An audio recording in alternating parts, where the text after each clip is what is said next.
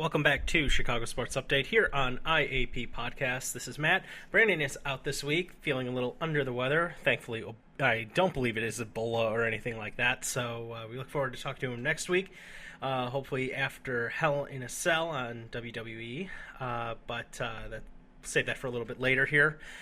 Let's see, wrapping up the past week of mainstream sports.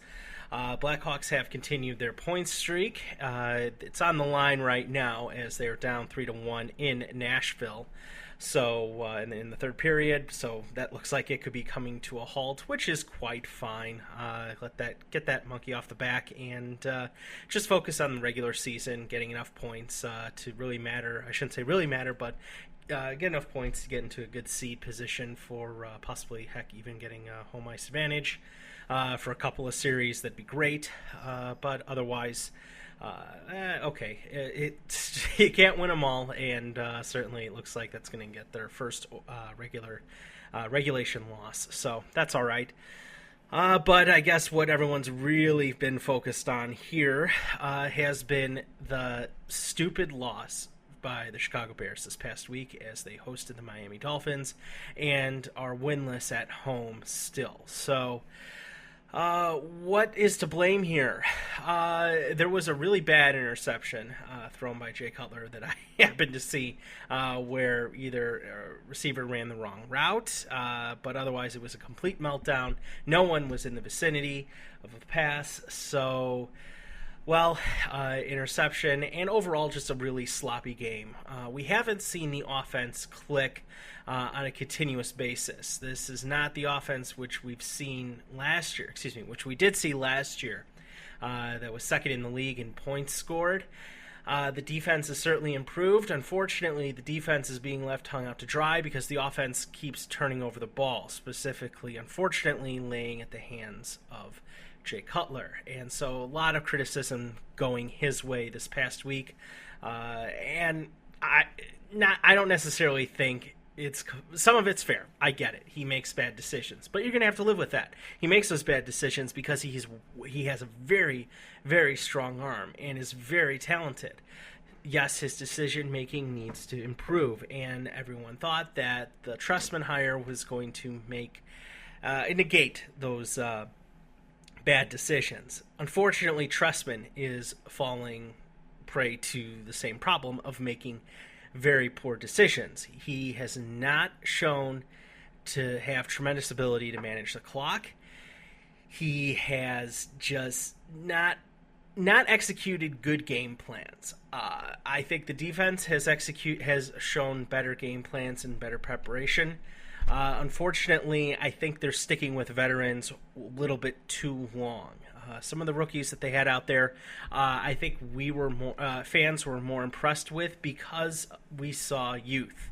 And what comes with youth? Youth has speed and strength and that makeup ability that those veterans certainly have by just playing in the league for as long as they have. Am I saying start the rookies over the veterans? No, but I certainly think you need to start phasing out some of those veterans or some of those players that just don't have the ability, specifically Shea McClellan. Yeah, I believe I was high on him past couple of games because he had shown some flashes and some ability. I think it couldn't have been last week because he didn't play last week, but overall, his progress is certainly stunted and is right now up there as a big negative in the Phil Emery era of his GM and his tenure as GM of the Chicago Bears. But Trustman, unfortunately, is really showing I don't know, weakness. I don't know if that's a great way. Lack of NFL ability. It's very frustrating to think that the Bears' number 2 choice in Bruce Arians is now 24-10, and in the same span, Trustman is, I want to say, what would that be? Close to 10-20, I believe. They're 8-20, I think, in the past, or 8-10 over the last 18 games. That's not good. You can't win the division by going 500. This is not the AFC West circa 2007. to heck, even up to pre-Manning Denver Broncos. So where 500 would get you there, and heck, could even win you the division.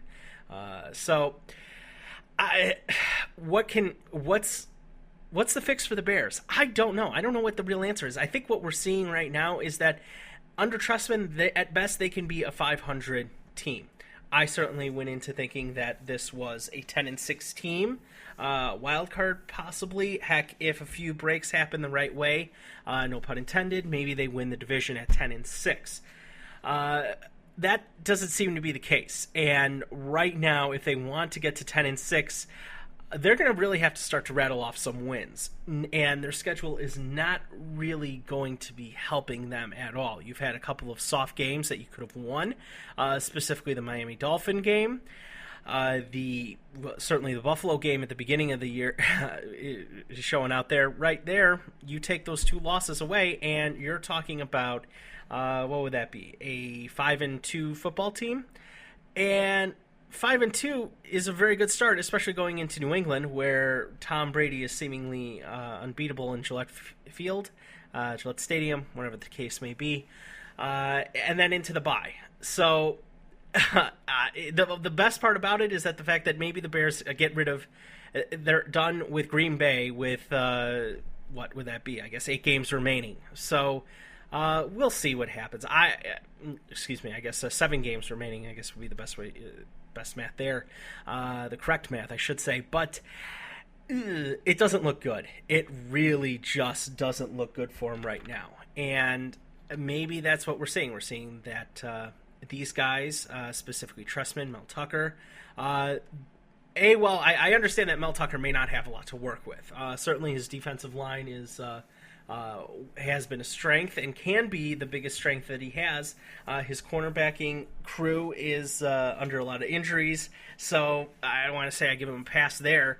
They've shown to kind of bring the bar up, but everybody else is kind of, fallen down, specifically the offense. I hate the secondary stories that come along with a locker room meltdown, specifically in Brandon Marshall, and unfortunately a lot of the attention this past week has been on Brandon Marshall and his him being a diva, I guess is the best way to really put it, most PC way to put it, because he's been traded away from 2 teams because he's been a, quote, clubhouse cancer, whether that terminology is fair.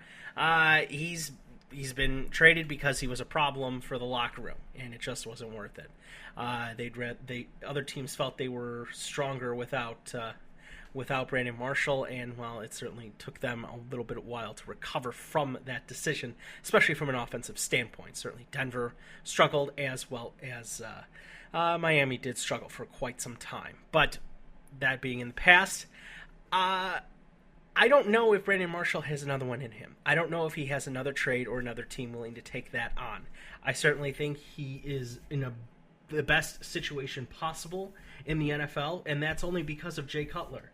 And how sad does that feel? Jeez, that your quarterback, probably the most hated Bear in a long, long time, is the safety valve for Brandon Marshall. Brandon Marshall is unfortunately a, quote, leader on this team, and unfortunately I just don't see that. I really don't see him being a leader on this team, simply because I don't think a wide receiver has the mindset to be a leader on a team.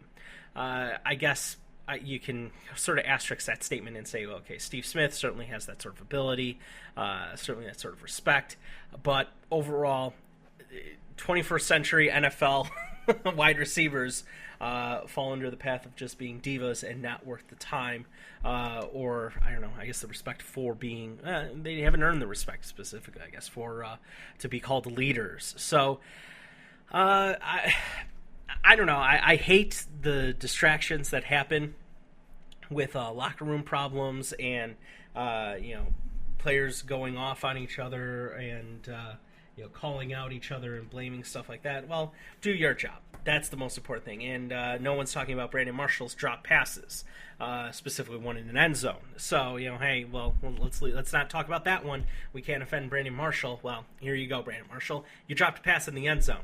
Could you box out a little bit better? Yeah, you sure could have, but you didn't.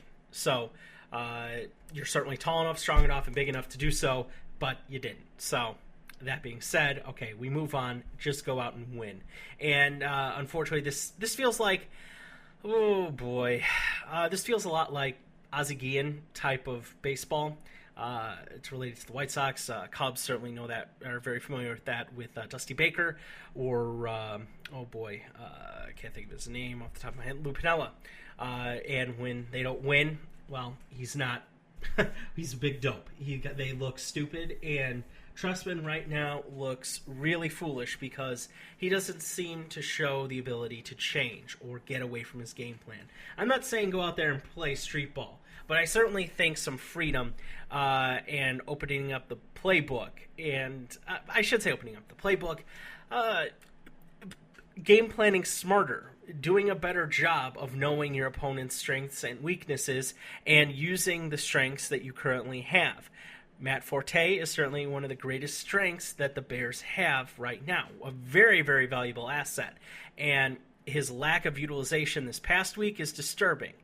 I certainly hope that changes, and I certainly hope he gets those carries. He's certainly a great threat out of the backfield as a backfield receiver, but he's also very valuable as a running back and just doing a pure running game. I'm not saying the Bears have to come off the bus running, to quote Lovie Smith, but they have to do a good job of controlling the clock and balancing their offensive attack. If you become more balanced, you are a bigger threat for the passing game. It's just that simple. So, I don't know. I think Trustman is right now outthinking himself, and that's a very, very dangerous thing to do, especially in the NFL, because it's so costly. And when you only have 16 games, and when it comes down to it, you really have only 6 chances to fail to put yourself in a position to get into the playoffs. So that's really disappointing. He's got 2 bullets left as far as I'm concerned, and I don't see this Bears team having the ability to rattle off, oh gosh, what do they need now? 7 wins consecutively? I just don't see it. So hay has to be made. They have to make some headway. All those sorts of fun little sports cliches. Just win, baby. That's all that matters right now, especially for the NFL. There's plenty of other stupid stories that are going out there about the field turf. That's one that I know we've talked about at length, I think, here on this show, where the Bears certainly would benefit from turf, not grass turf, but not astroturf, but that field turf of the mixed rubber compounds and all those sorts of fun things and high tech. Those high-tech fields that everyone else in the league seems to have, but I don't know why the Bears can't do that, especially with how much use the field at Soldier Field has over the course of a year. So, switching gears, we do have a update from Patrick out west, an update on his Raiders in Week 7. The Raiders played the Arizona Cardinals, never really got their offense going, so the Raiders lost 24-13. Defense did better this week with C.O. Moore back. Not having our linebackers, not having the Raiders linebackers have really hurt them. Excuse me. They're now 0-6 and are the only team in the NFL not to get a win yet. I guess Jacksonville did win against Cleveland this past week. So hopefully the Raiders can fix that going into Week 8 against the Browns. He says again they feel like they are playing like a team again and can only go up from here. Well, certainly that's the case, but you can continue to go 0 for the season. Not that I really think that that's going to happen. It doesn't matter that they are 0-6. He still cares and reps his Raiders all day, every day. And as always, go Raiders. And as a good AL fan, he throws in go Royals in the World Series. And certainly that Bay rivalry is strong right now.